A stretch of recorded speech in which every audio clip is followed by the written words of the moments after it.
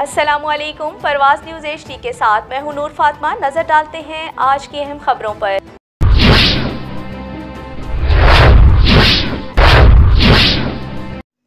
मंडी बहावलदीन deputy commissioner Tasneem Ali Khan की हिदायत पर असिस्टेंट कमिश्नर मंडी बहावलदीन मोहम्मद उस्मान अमीन ने BHU मराला का अचानक दौरा किया। इस मौके पर डॉक्टर साहिबान और तबी अमला भी मौजूद था।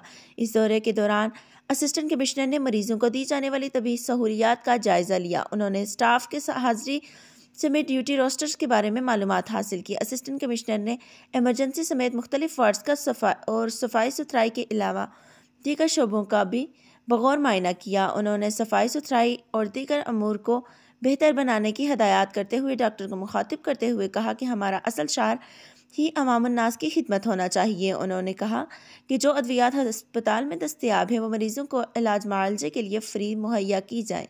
उन्होंने कहा कि सूबाई हुकूमत सरकारी हस्पतालों में मरीज़ों को मुफ्त तबी इलाज मुआवजे की फराहमी के लिए